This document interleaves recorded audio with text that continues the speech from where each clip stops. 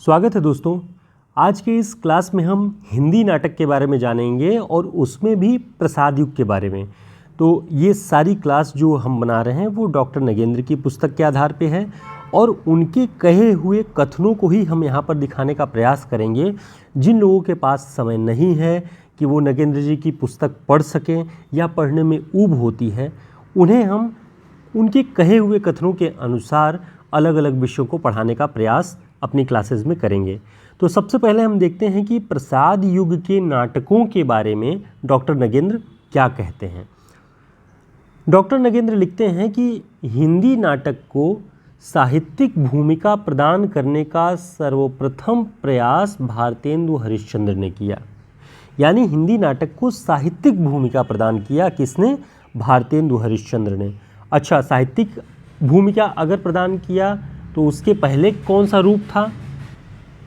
तो उन्होंने लिखा कि उनके पूर्व साहित्यिक नाटकों का अभाव था। पारसी नाटक कंपनियों द्वारा अभिनीत नाटक असाहित्यिक और कुरुचिपूर्ण हुआ करते थे। ये डॉक्टर नगेंद्र लिख रहे हैं परिचय के रूप में भारतेंदु के दौर के नाटकों के बारे में। वे लिखते हैं कि साहित्यिक भूमिका अगर किसी ने हिंदी नाटकों को दिया तो भारतेंदु हरिश्चंद्र ने दिया, और जो पारसी नाटक कंपनियां इसके पहले नाटक अभिनीत कर रही थी वो सब असाहित्यिक और कुरुचिपूर्ण थे। आगे देखें भारतेंदु हरिश्चंद्र ने क्या काम किया था। भारतेंदु हरिश्चंद्र ने अव्यावसायिक रंगमंच की परंपरा को स्थापित किया। यानी इसके पहले जो पारसी थिएटर जो नाटक कर रहे थे वो असाहित्यिक और कुरुचिपूर्ण हुआ करते थे, ठीक, लेकिन अव्यावसायिक रूप से अपने लोगों के साथ मिलकर के भारतेंदु जी ने एक रंगमंच की स्थापना की और वहीं से हिंदी नाटक एक नई दिशा में, एक नए रूप में, स्वदेशी संस्करण में अपने हिंदी जाति के नाटकों की ओर आगे बढ़ा। और उसी को आगे चलकर नई दिशा किसने प्रदान की? जयशंकर प्रसाद जी ने। जयशंकर प्रसाद जी ने जिस तरह से ऐतिहासिक नाटकों को लिखा, आप सभी जानते हैं, चाहे ध्रुवस्वामिनी हो, चंद्रगुप्त हो, स्कंदगुप्त हो, ये सारे ऐतिहासिक नाटक जब वो रचते हैं तो उन्होंने रंगमंच की में एक नई परंपरा को स्थापित किया। कैसे किया ये भी अगर आप ध्यान देंगे तो जो भी नाटक रचे जाते हैं वो मंचों पर जब उनको दर्शाया जाता है या उसका अभिनय होता है तो प्रसाद जी के नाटक ऐतिहासिक हैं। कोई दृश्य नदी के तट का है, कोई पहाड़ों का है, कोई युद्ध के मैदान का है। तो इस तरह के कई सारे दृश्य जो कि रंगमंच पर नहीं दर्शाए जा सकते वो भी जयशंकर प्रसाद जी ने लिखा।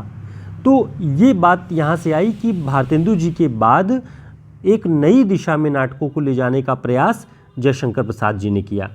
अब आगे नगेंद्र जी क्या लिखते हैं कि प्रसाद जी की सबसे बड़ी कठिनाई क्या थी? वही जो बात हम कर रहे थे कि वे जिस प्रकार के नाटक लिखना चाहते थे उसके अनुरूप हिंदी में रंगमंच नहीं था। यानी उस तरह का रंगमंच, उस तरह का थिएटर था ही नहीं। हिंदी में कोई रंगमंच नहीं था जिस प्रकार का वो नाटक लिखना चाहते थे। आगे वे लिखते हैं कि प्रसाद जी ने सन 1918 के पूर्व जिस तरह के नाटक लिखे, यानी नाटकों की रचना आरंभ कर दी थी 18 के पूर्व ही, पर उनकी जो आरंभिक रचनाएं थी नाटक की, जैसे सज्जन, कल्याणी परिणय, प्रायश्चित, करुणालय, राजश्री, ये सभी नाट्य कला की दृष्टि से अपरिपक्व हैं। ये डॉक्टर नगेंद्र जी लिखते हैं कि शुरुआत की उनके जो ये नाटक थे, सज्जन, कल्याणी परिणय, प्रायश्चित, करुणालय और राजश्री, ये सभी नाट्यकला की दृष्टि से अपरिपक्व थे। यानी ये सारे नाटक लिखते वक्त जयशंकर प्रसाद जी अपने नाटकों की दिशा तलाश कर रहे थे, वे अपने नाटकों का मार्ग खोज रहे थे, इसलिए इन्हें अपरिपक्व नगेंद्र जी ने कह दिया। लेकिन ऐसे कौन से नाटक थे जिनकी वजह से उन्हें ख्याति प्राप्त हुई और वो परिपक्व और गंभीर नाटकों की श्रेणी में आए, उसका भी नाम हम यहाँ पर देखेंगे। दोस्तों, इस तरह के सभी नोट्स आपको हमारे हिंदी साहित्य के शॉर्ट नोट्स में मिल जाएंगे जो परीक्षाओं की दृष्टि से आपके लिए काफ़ी उपयोगी होंगे। और लगभग सभी परीक्षाओं, टीजीटी, पीजीटी की परीक्षा हो, असिस्टेंट प्रोफेसर या यूजीसी नेट की किसी भी स्टेट की परीक्षाएं हों, उनके लिए आचार्य रामचंद्र शुक्ल, बच्चन सिंह और डॉक्टर नगेंद्र की पुस्तक के आधार पर हमने ये नोट्स तैयार किया हुआ है। आप चाहें तो इसे PDF फॉर्म में या प्रिंट बुक में, दोनों में हमारे इस व्हाट्सएप नंबर पर संपर्क करके ऑर्डर कर सकते हैं। देखते हैं कि ऐसे कौन से नाटक थे जिनसे उन्हें ख्याति मिली और हिंदी नाट्य साहित्य का वैभव बढ़ा। उन नाटकों के भी नाम आपको ध्यान रखने हैं। ठीक, जिन नाटकों के माध्यम से उन्होंने हिंदी नाट्य साहित्य को विशिष्ट स्तर और गरिमा प्रदान की, उनमें था विशाख 1921, सन भी ध्यान रखिएगा, अजातशत्रु 1922, कामना भी जयशंकर प्रसाद जी का नाटक है। इसका रचना काल तो 1923-24 है, ये नगेंद्र जी ने लिखा है, लेकिन इसका प्रकाशन 1927 में हुआ। यानी प्रसाद जी ने इसे लिख लिया था 1923-24 में, लेकिन इसका प्रकाशन 1927 में हुआ। जन्मेजय का नागयज्ञ ये 1926 ईस्वी में है। स्कंदगुप्त 1928 में है। एक घूंट 1930 में, चंद्रगुप्त 1931 में और ध्रुवस्वामिनी 1933 में। ये सारी नाटक जयशंकर प्रसाद जी की गरिमा में, उनकी प्रतिष्ठा में वृद्धि करते हैं और परिपक्व नाट्य साहित्य कहे जा सकते हैं, और इन्होंने ही हिंदी नाट्य साहित्य को भी समृद्ध किया है।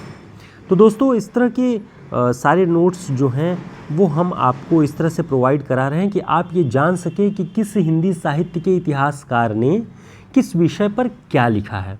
हम आपको जो पॉइंट्स नोट करके देंगे वो परीक्षाओं की दृष्टि से बहुत उपयोगी होंगे।